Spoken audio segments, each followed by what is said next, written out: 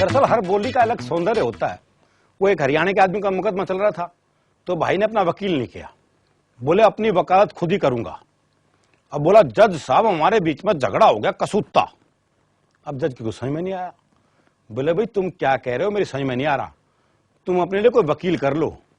है बोले समझ में तेरे नहीं आ रहा और वकील मैं कर लूंगा। तो ये बोली का सौंदर्य है। वो एक की भैंस खो गई थी, तो बाद में मिल गई, तो जज ने कहा भाई तुमने कैसे पहचाना कि ये तुम्हारी भैंस है? तो बोला जी ऐसा है, तुम्हारी कोर्ट में 5000 वकील हैं और सारा काला कोट पहनते हैं।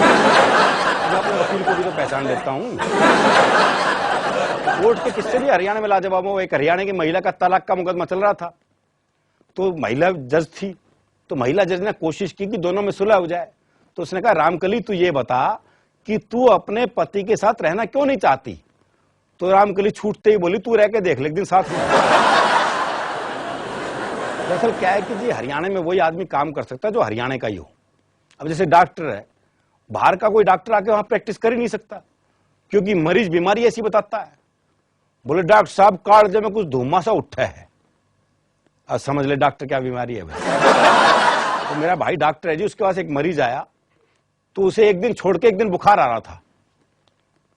तो उसने पूछ लिया डॉक्टर साहब मेरे कौन सा बुखार? बोले भाई बारी का बुखार है, बारी का। तो एक दिन छोड़ के एक दिन आ रहा था। तो मरीज बोला डॉक्टर साहब एक बात कहूं, बुरा नहीं मानो तो? बोले कह ले भाई। बोले बारी मारी क्यों आवे, तेरी क्यों ना आती?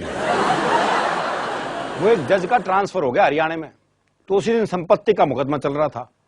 तो वकील बोला जी इसे संपत्ति मिल ही नहीं सकती, ये तो गैलड़ है। अब जज की को समझ में नहीं आया, बोले भाई तुम क्या कह रहे हो, मेरी समझ में नहीं आ रहा, ये गैलड़ का हुआ है।